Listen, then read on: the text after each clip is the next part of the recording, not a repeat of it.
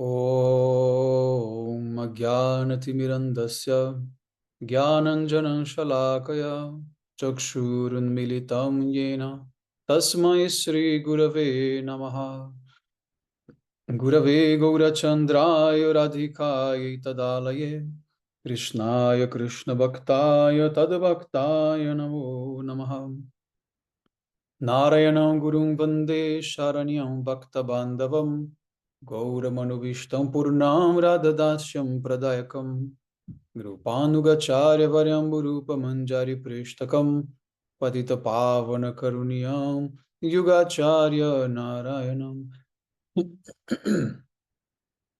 Vanchakalpatarubhyasya Kripa Sindhubhyaeva Patitanam Pavanibhyo Vaishnavibhyo Namo Namaha Namo Mahavadanyaya Krishna Prema Pradayate Krishnaya Krishna Chaitanya Namni Gaura Tvise Namaha Shama Sundara Shikanda Shekara Ismirahasara Murali Manohara Radhikara Sikamam Kripanide Swapriya Charana Kinkarim Kuru Tapta Kanchana Gaurangi Radhe Vrindavaneshwari Vrishabhanusute Devi Pranamami Hari Priye Vrindai Tulasi Devyai Priyai Keshavasacha Krishna Bhakti Prade Devi Sattvatyai Namo Namaha Shri Krishna Chaitanya Prabhu Nityananda Shri Advaita Gadadhara Shri Vasadi Gaura Bhakta Vrindam Hare Krishna Krishna Krishna Hare Hare Hare Ramo Ramo Ramo Hare Hare. So first of all, I begin offering my most humble obeisances to the dust of the lotus feet of Paramaradatam Shri Guru Pada Padma, Nitalila Pravishta Om Vishnu Pada Paramahamsa Parivrajacharya Astotara Sata Srimad Srila Bhaktivedanta Narayana Goswami Maharaj Srila Gurudev.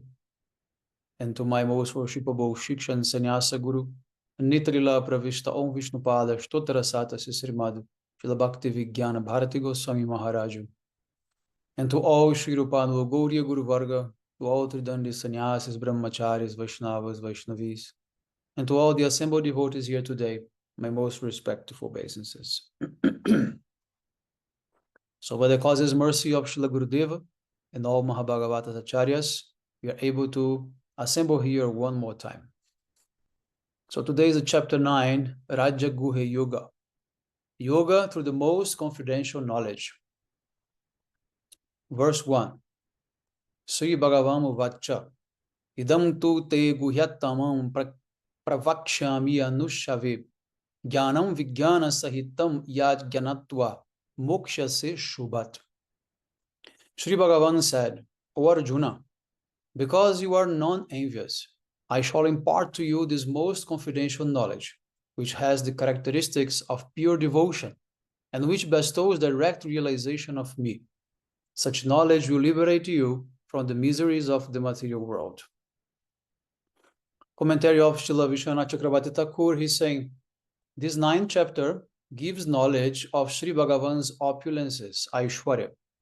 Such knowledge is desired by his devotees, so they can favorably execute their service to him. This chapter clearly describes the supremacy of pure devotion, or Shuddha Bhakti. In comparison to karma, jnana, and yoga, we find that bhakti is supreme. In the 7th and 8th chapters, we have explained the 2 types of bhakti, Pradhani Bhutta Bhakti and Kevala Bhakti.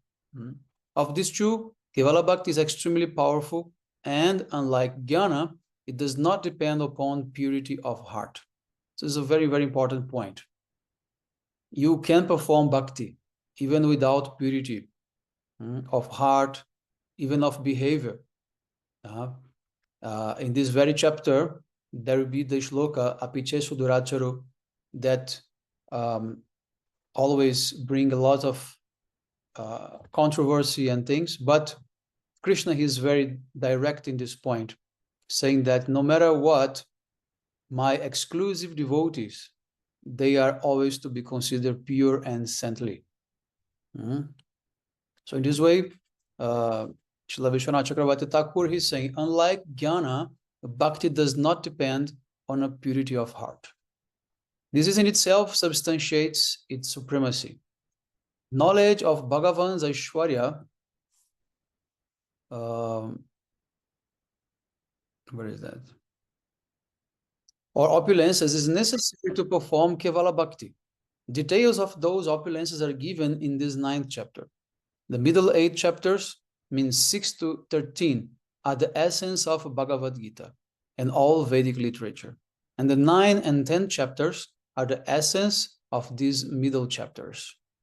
Okay, so it's considered to be the chapter 9 and chapter 10, one of the best chapters of the Bhagavad-gita.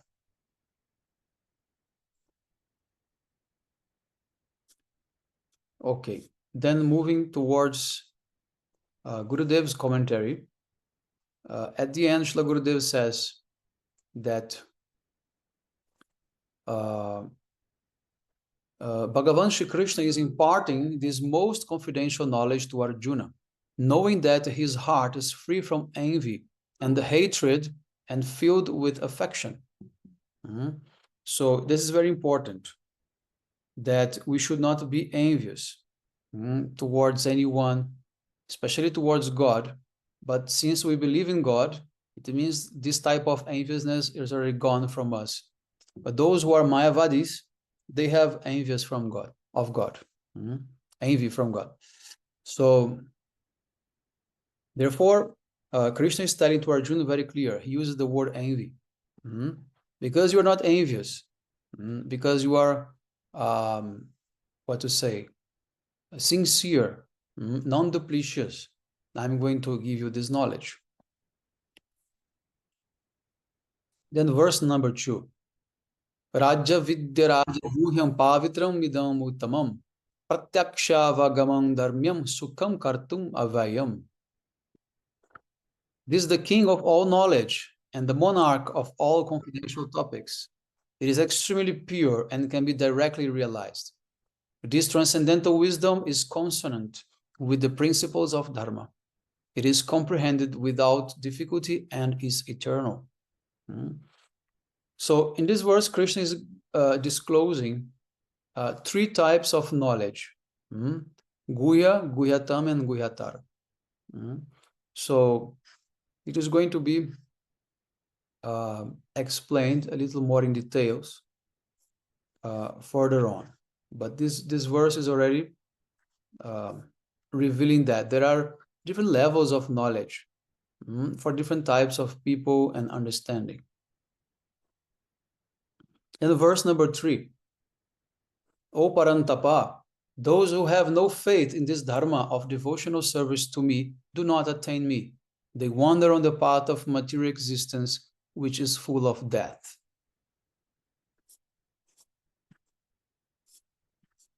Then verse number 5.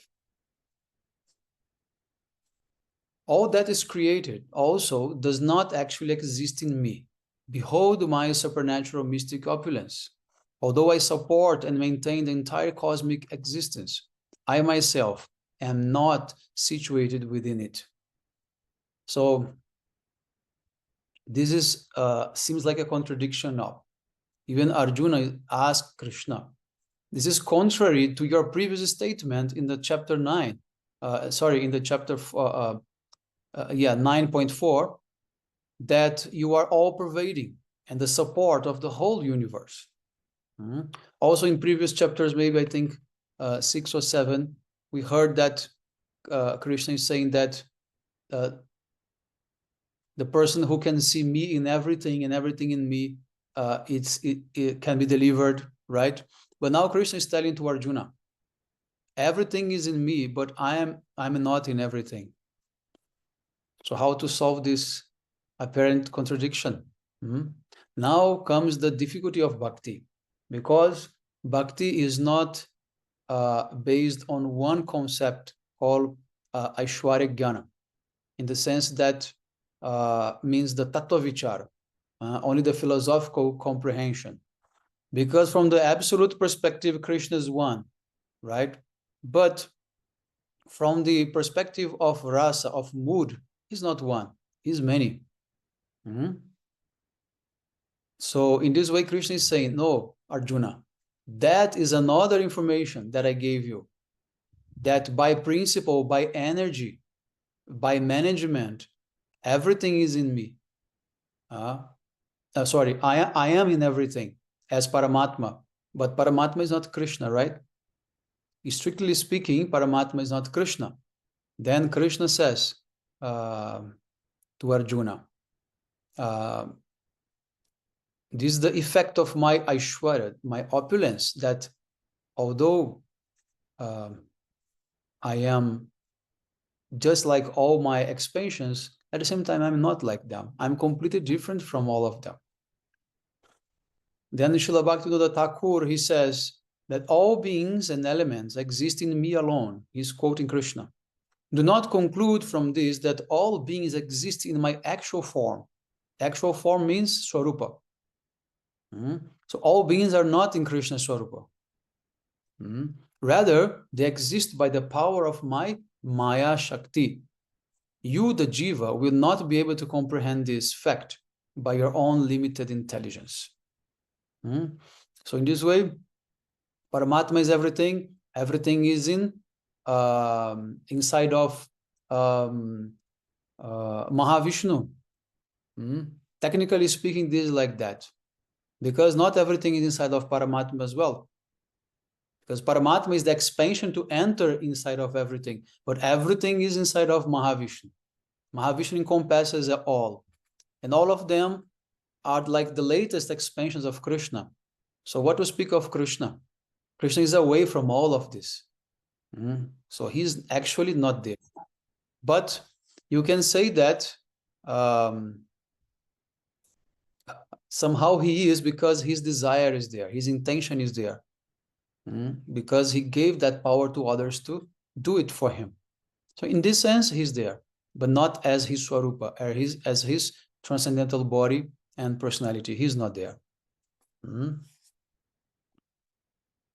So this is also this his opulences, to be and not to be at the same time, right? Then we're gonna move to the verse 9. O Dhananjaya, since I remain detached like a neutral observer from my actions, such as creation, these actions cannot bind me. So one of Krishna's opulences is that he is completely renounced. He's not attached to anything. He creates and he let it go. So in this way, he's saying here very clearly, because I'm not attached to all my actions, they do not bind me. The next is verse 11. Fools whose intelligence is bewildered by illusion disrespect me when I appear in a human-like form, being unaware of my supreme nature as the Lord of all beings. It's a very beautiful verse in which Krishna is like a disclaimer. Krishna is saying, there will be foolish people who think that I am just like an ordinary person because I appear like so. But I am not. I am transcendental, and I am the Lord of all beings.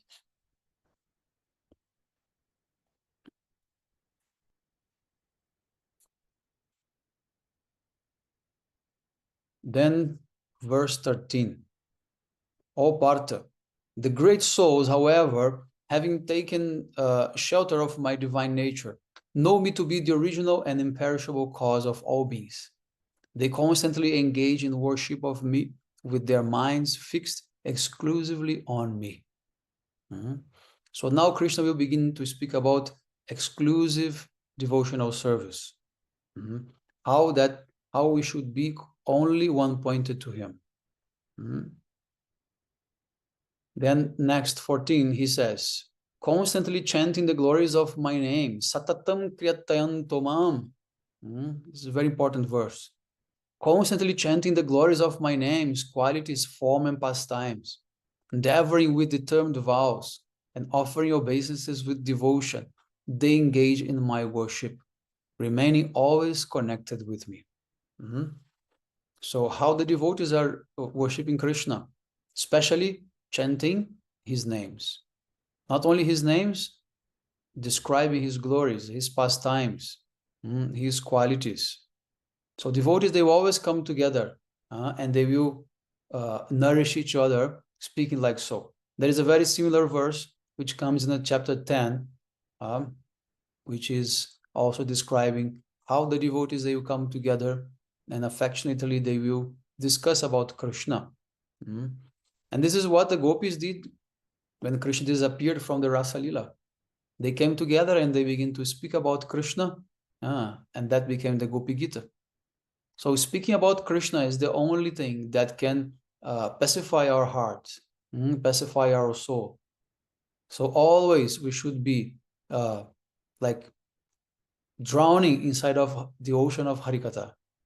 We should always be immersed in Harikatha, always reading and hearing Harikatha, always, and also speaking if possible. Then only then a lot of realizations will come. A lot of realizations. Don't think that when someone is speaking Harikatha, he's not performing something for himself. He is. Because most of the time, if the speaker is sincere, he actually is not speaking by himself. Something is speaking through him. So he can learn with himself and he can realize many things also by speaking. This is a very, I won't say common, but it is a fact that many acharyas have spoken like so. And, and by experience, we can also understand something of that. Then we're going to move to the next verse, which is the verse 16 to 19. They are combined. O Arjuna, I am the Vedic ritual, such as Agnistoma. I am the Smarta Yagyas, such as Vaishadeva. And I am Shrad, the oblation of grain made to the forefathers. I am the potency of the healing herb, the mantra, the ghee, the fire, and I am Homa, or Yagya. I am the mother, the father, the maintainer, and the grandsire of the universe. I am the object of knowledge and the purifier. I am the syllable Om, and I am also the Rig, Yajur, and Samavedas. I am destiny in the form of the fruit of karma. I am the sustainer, the Lord, the witness, the abode, the refuge, and the dearest of a well-wishing friend. I am the creation, the dissolution, the basis, the foundation, the resting place, and the eternal cause, or the inexhaustible seed. I give heat, and I withhold and release the rain. I am immortality, and I am that personified. I am the cause of everything, and also the effect, and I am both spirit and matter. Very beautiful. So these are the descriptions of Krishna's opulences. So he's saying, I am all of this. Means basically what Krishna is giving us as a hint is that when a pure devotee sees Krishna everywhere and in everything, he's not imposing anything on the reality. He's just recognizing, because Krishna already said, I am behind everything. I am in everything. I am there. And this also contradicts what he already said just a few shlokas before, that he's not in everything. But to whom he can be in everything? To the pure devotee. But those who have no eyes to see, then how they can see Krishna everywhere? Therefore, Krishna is like separating things. Because in bhakti, everything depends on your point of view. There is no like black and white situation. Everyone sees according to their qualification, right? So, for example, Lochandas Thakur, he has that song, no? He's saying, Tomar Hridoya Sada Govinda Vishram, Govinda Kohena Mama Vaishnava Paran. In the heart of Vaishnavas, Govinda is always there, resting, not Paramatma. But ordinary people have in their heart Paramatma. But the pure devotee has no Paramatma. He has Krishna, Govinda in his heart, right? So when we are conditioned in this material world, our Ishtadeva is Paramatma, because he's here with us now. But then when you become realized, automatically that Paramatma, that will change into Krishna, or whatever is your Ishtadeva, could be Narayana or Ram, whatever, that will change. Okay. And also another interesting thing about this verse is when Krishna says that I am the father giving seed. So the seed is that many people, they wonder about what comes first, the fruit or the seed, right? What comes first, the chicken or the egg? This type of question puzzles even the greatest of the philosophers, right? Puzzles everyone. But what is the answer for that? Krishna is giving. I am the father giving seed. So the first thing is the seed. And the seed is not created by another grain or another fruit. The seed was created by Krishna himself. So that's how you solve everything, right? All right. Then moving on. Verse 22. I think one of the most famous of this chapter. Ananyas chintayo tamam jejana parupashyate tesannitya bhuktanam yogakshema vahamyaham. However, for those who are devoid of material desires, who are always absorbed in thoughts of me, and who always worship me completely with one-pointed devotion, Ananya, I myself carry their necessities and preserve what they have. So Srila Vishwanath Chakravarti Thakur, he quotes Krishna by saying, my devotees do not derive their happiness from receiving the fruit of karma. Rather, their joy comes from the fact that these fruits are granted by me. So a devotee will never think that what he gets is just the fruits of his karma. No, that is Krishna giving to him. Be it good or bad for you, whatever your judgment may be, but that's Krishna giving. The happiness of such highly learned persons who are connected with me is bestowed by me. So Krishna will make us happy. So many people are endeavoring to be happy in this world. How can I be happy? How can I be happy? This is making people crazy. But what is the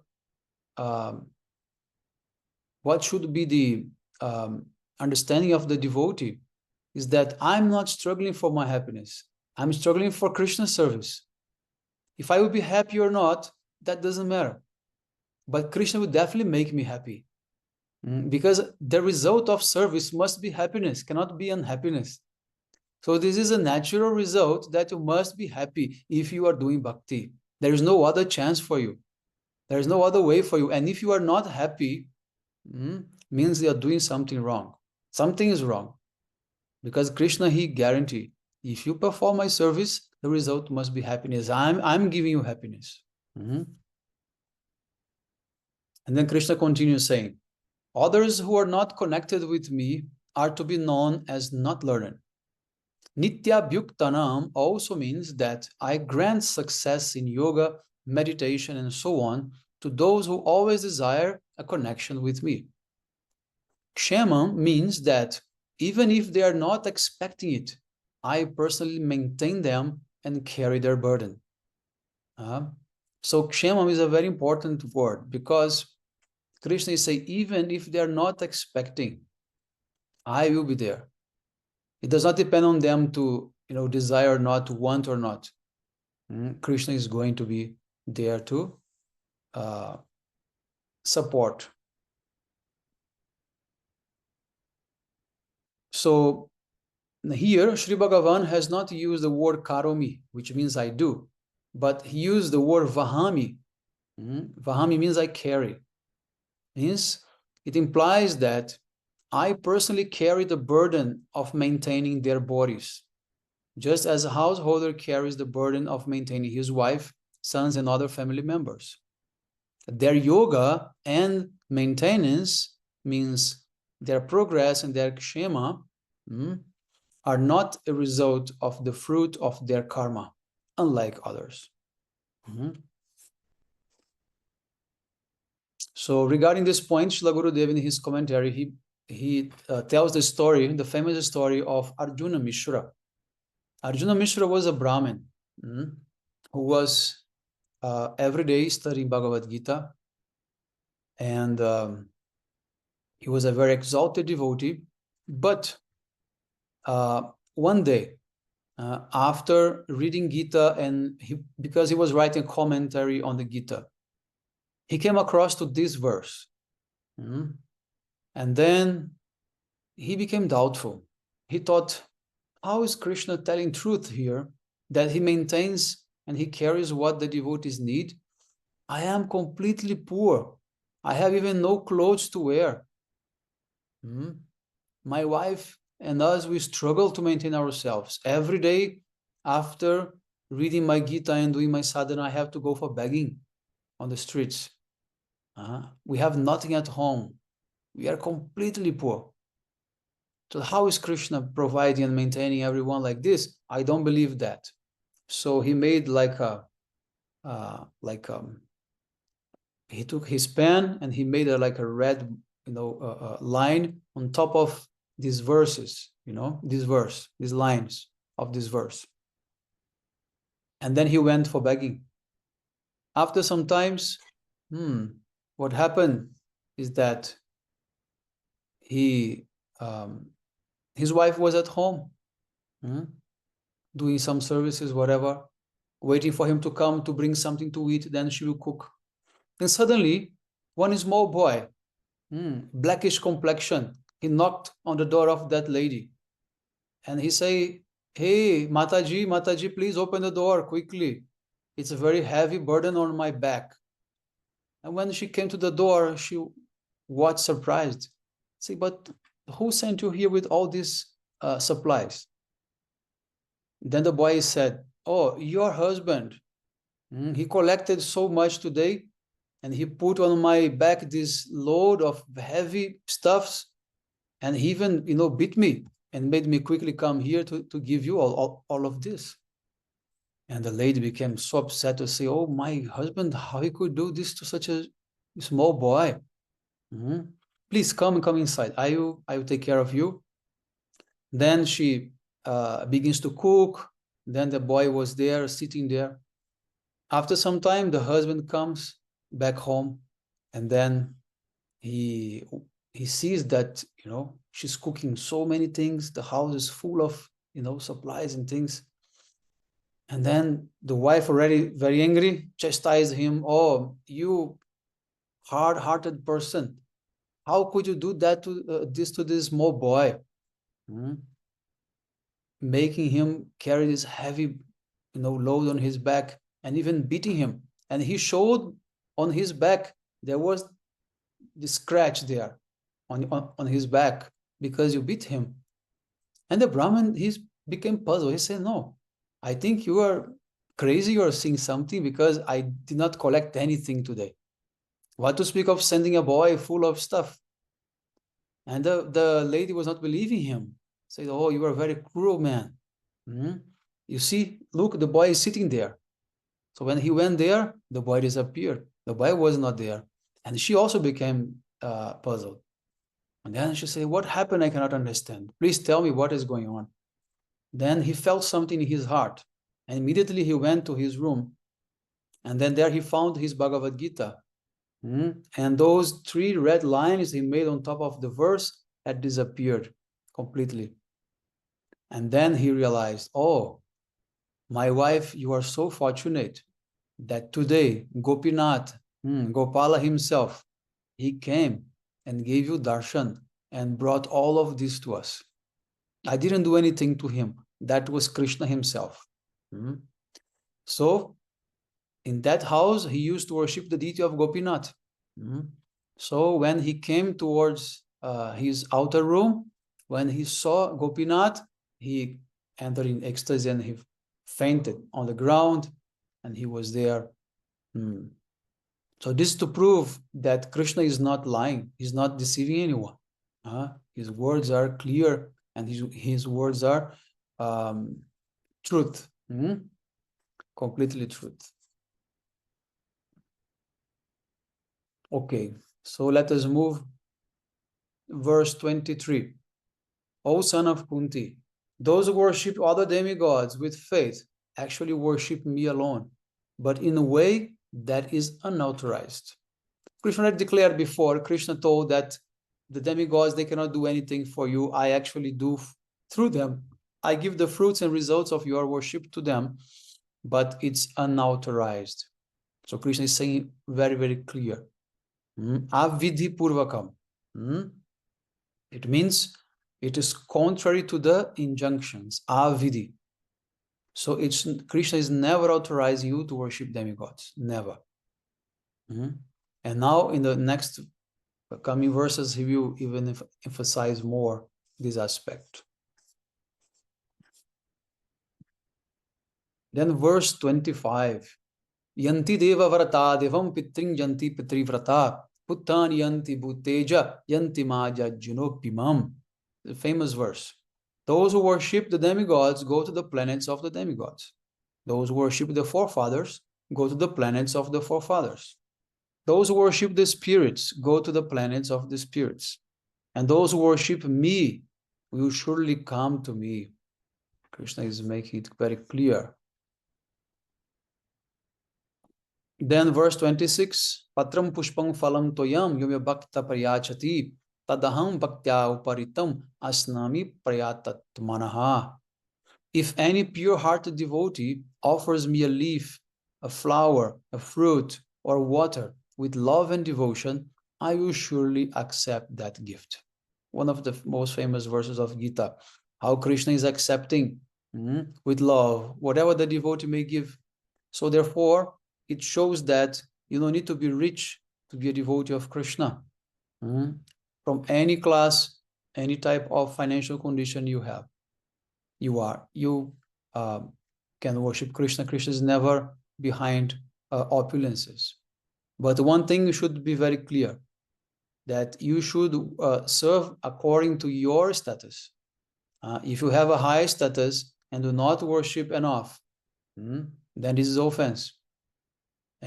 But if you are in a low status, then you can do according to that. So it's not that everyone should only offer leaf, flower, and fruit and water. If you can offer more, you must offer more. Okay, this is the main understanding of this. And one very famous example of this is Srila Gurudev is mentioned in his commentary, is the pastime of Vidurani. Now, when Krishna came to the house of Vidurani, she became so nervous by seeing Krishna that she wanted to offer some banana to Krishna. So as she peeled off the banana, she threw the banana away and gave to Krishna the peel. So banana skin. And Krishna, he ate that, happy. He ate. He did not even say to her, no, this is wrong. No, he ate happy. Why? Because she has devotion, she has love. But when Duryodhana invited Krishna to eat the feast, huge feast, Krishna, he denied. He said, no, I'm not hungry. I don't want that. All right. Also the example of Sudama Vipra. Krishna, he took the dry rice that was in the armpit of Sudama Vipra in a sign of also accepting the love of his devotees, not the preparation in itself. Okay. Then next is 27. Yat karosh yadajnasi yajuhosh dadasyat yat tapasasi konteya tat kuru shamadarpanam. O son of Kunti, whatever activities you perform, whatever you eat, whatever you sacrifice and give in charity, and whatever austerities you perform, offer them all to me. This is the most important verse. This verse is in the category of Karma Mishra Bhakti. Srila Gurudeva, he even, Srila Vishwanath Chakravarti Thakur, he classifies this verse according to the technical terms. He says, Nishkama Karma Jnana Mishra Pradhani Bhutta Bhakti. So this is the complete understanding of this verse. So whatever we do, we should do for Krishna. But the point is that why this is not called pure bhakti? Because here the verse mentions that whatever you want to do for you, then you try to connect with Krishna. That's the message. But that's not what we want. We want that we should always do for Krishna and try to connect with us. Then this is the pure bhakti. Okay?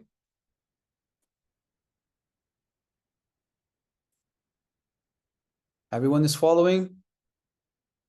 Shivani, Madhurika, Chandrika, Akamsh, everyone is following. Okay. If you have any question, you can ask. Yes, now you go to the verse.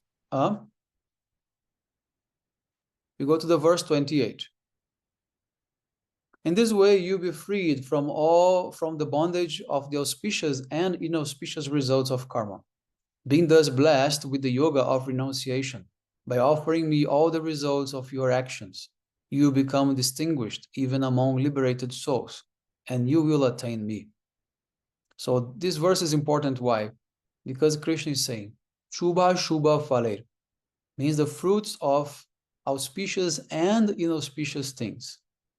But why the auspicious things are bad for us? Why they create bondage for us? Oh, because they make karma. Good karma also binds you in this material world. You can go maximum to Swarga and enjoy your holidays there for some time, but then you have to come back to earth. But this is all within the material universe. There is no liberation. So in this way, we have to give up sometimes even the social work and being worried about environment, being worried about human beings, being worried about anything. You have to realize the nature of this world is problems, and there will always be problem. There will always be problem. You cannot stop the problems of the world. So to fight the problems of the world is not the goal of life. To save the whales and whatever, this is not the goal of life. Understand? And we have to respect those who need to survive upon eating animals. We cannot judge everyone based on our conception. You cannot force everyone to be vegetarian or vegan or whatever. You have to accept they are also son of God, and they also have to eat to survive according to their perspective. Just recently, this Greenpeace leader, I don't know his name, I forgot his name. He was in jail. He is in jail, actually. He was arrested. And people say, oh, this is injustice. Why put him in jail? He's just trying to save the whales. No, he can do it. He can try to save the whales, but not attacking ships and making ships to sink in the ocean because he don't want to see the whales being killed. No, it's not like this that we do things. So he's a criminal. He put many people also at risk, people's lives at risk by sinking those ships in open sea. How many people depend on that to survive? How many families are feeding their children by that employment? We cannot be that much, thinking the world is the way I want. It's not like that. So you become a criminal. You have a very good, flag and cause for you, but do it in a proper way, respectfully, not like this. And if you want to do like this, if you want to face the world like this, you're gonna get the reactions, of course. If you kill someone, doesn't matter for which cause, you are going to pay for that. And you put many people's lives in risk. How many men have children waiting, wife waiting at home, and you are in the open sea shooting against these ships just because they're killing whales? We have to understand one thing. There is a hierarchy of species, and humans must be on the top. Human survival is more important than any other species survival. And why is that? Not because we are selfish. No, it's because only in the human body you can do religion. Only in the human body you can hear Krishna's words. Only in the human body you can practice bhakti. So all the souls, they have to come to human bodies. So human body has priority in the survival of this planet. But some people, they want to put priority to dogs and cats and whales and whatever. It's not like that. It's not like that. Haribo.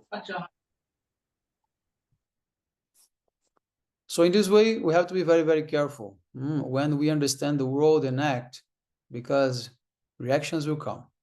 And after some time, you have to stop thinking about this material world and take care of yourself. Develop your bhakti, your spiritual life. Become perfected. Because this also might like distractions.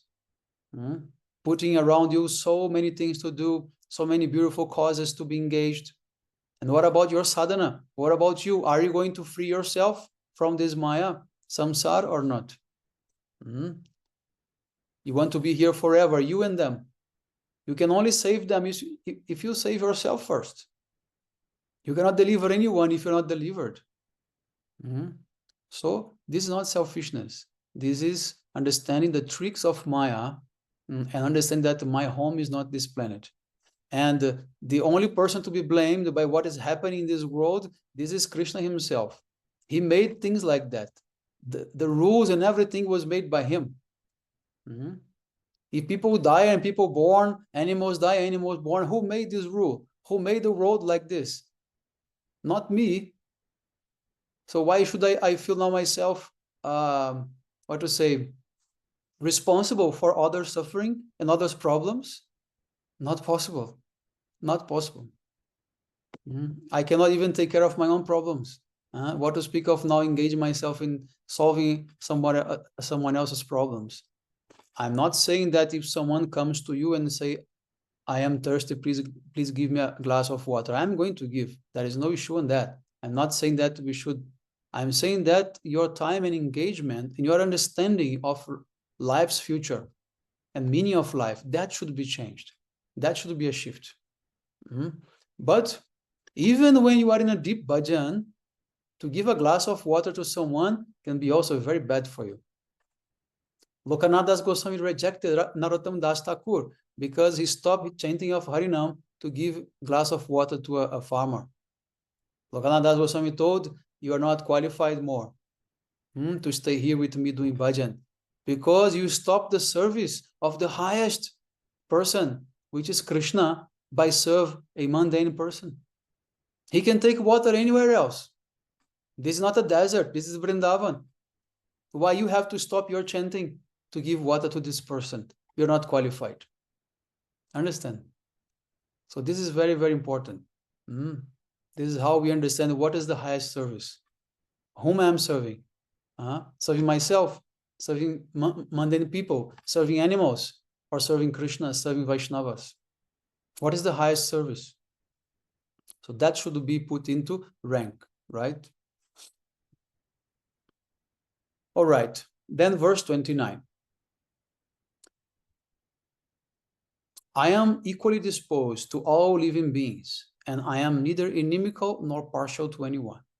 But as those who serve me with devotion and attached to me, I too am bound by affection for them. So Krishna, he reciprocates. Krishna is saying, I am not partial. I'm not partial. Just like the sun is not partial to anyone. The sun is there. If you want to go, you can meet the sun. But if you stay at home, then what sun can do for you? He's not going inside of your house. In the same way, Krishna is equal to everyone. He's available. But not everyone is doing in the same way, in the sense that not everyone is worshiping Krishna in the same way. Not everyone is interested in serving Krishna in the same way. Right? Therefore, he's saying, only those who are bound to me by devotion, I have affection for them. Otherwise, why should I have affection for someone who is neglecting me or not even interested in me? right? This way, Krishna, he is detached, as I told. He will let everyone dwell with their own karmas. He's not going to save anyone just because he wants to show himself a good man. Not like this. You have to live your life in the way you want.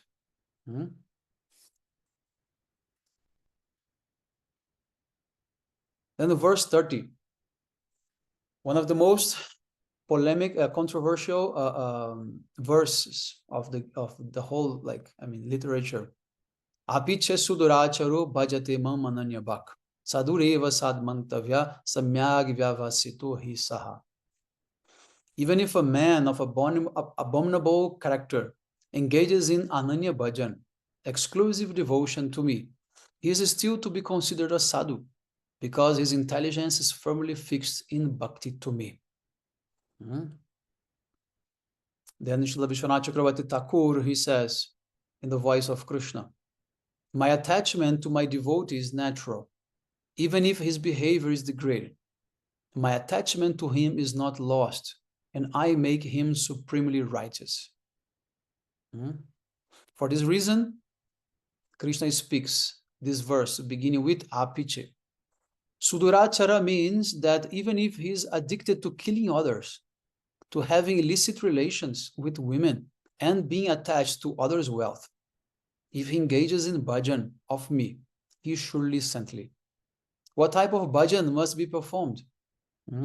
In answer to this, Krishna says, Ananya Bhak.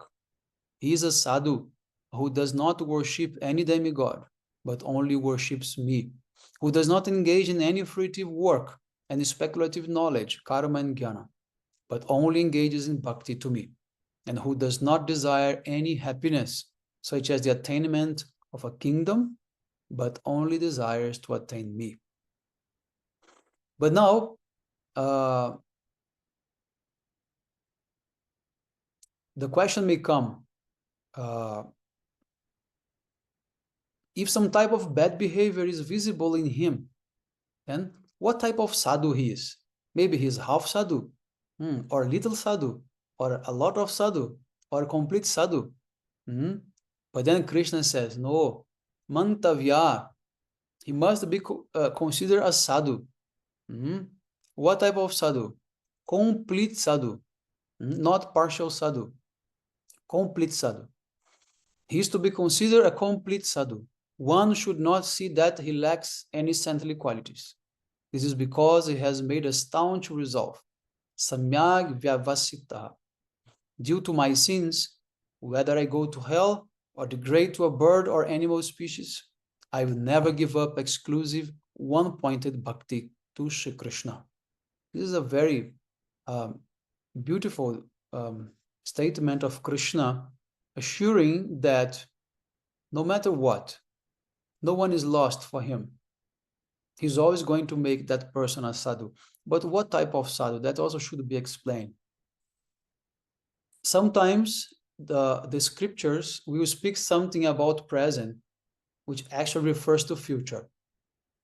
Like, for example, Ambarish Maharaj, he was not yet perfected, but we can say that he is superior to Hanuman and other devotees, because when he will become perfected in his swarupa, in his position, he is already higher.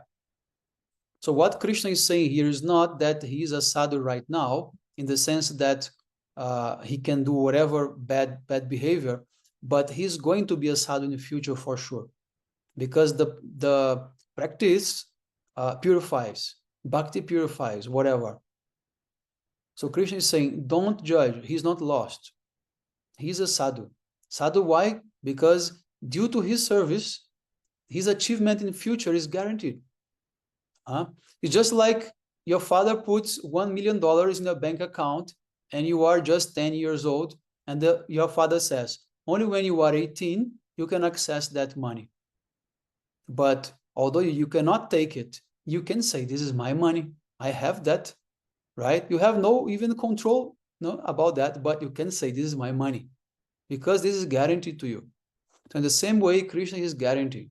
By the pure, exclusive devotional service, devotees are going to have perfection, are going to achieve bhakti. Regarding that, no one should have any doubt. Then verse 31st. He quickly becomes virtuous and attains eternal peace. O Konteya, boldly proclaim that my devotee never perish. Konteya pratijanihi name bhakta pranashyati. Now Krishna is saying, oh, Arjuna, if I am declaring that myself, people may become doubtful. So I will make you declare on my behalf that my devotee never perished. Then Krishna says, you go and you declare, not me. Name bhakta pranashyati. Very beautiful. Because the words of the devotee is more powerful than the words of Krishna himself. Then for that subject is the only thing that Krishna asked Arjuna to speak on his behalf. That's the only thing. Go there and tell everyone that my devotee will never perish. Never. So sometimes we see devotees during their lifetime, during their sadhana, they make some mistakes, they may fall down, they may commit many types of sins, whatever. You should not make this like a mental crisis for you. And even people, they want to give up everything. Well, if you want to give up everything, it means you have no love for Krishna at all. You are doing bhakti only for some type of business purpose. But those who have love for Krishna, those who are one-pointed, what the previous verse told, even if I have to born in the hell, whatever, in lower species, I'll never give up my worship, because my love for Krishna is greater than any problems that I have, any sins I may commit. If you have that type of faith, that type of love for Krishna, then he's supporting you. But if you are doing bhakti for some other reasons, then when you fall down, then who is going to hold you? That's the main thing. So therefore, Krishna is saying one-pointed. Not worshipping me, then also worshipping Ganesh to find money, or worshipping Kali to have a good marriage, or worshipping Shiva to find a husband. No. Only me. Then I can protect you.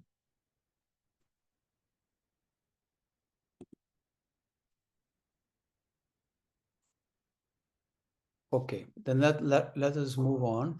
Little bit finished now. Verse 32. O Partha, by taking shelter of me, even low-born women, merchants, Shudras, or whoever, are certain to attain the supreme destination. This verse is very controversial because it mentions the women, but people, they don't know how to interpret. They don't know how to understand the words of Krishna. So what Krishna wants to say is that the people who are considered to be unqualified in the mundane society, in my society, they are also top. Understand?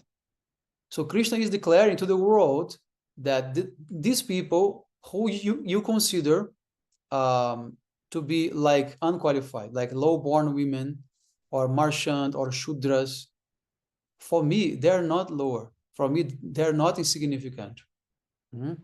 They can attain my supreme destination. So therefore, Krishna is saying there is no discrimination against these people.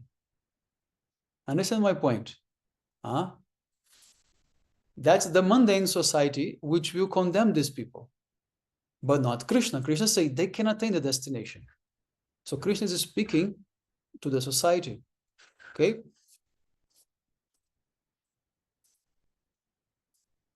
And then this is the end of this chapter.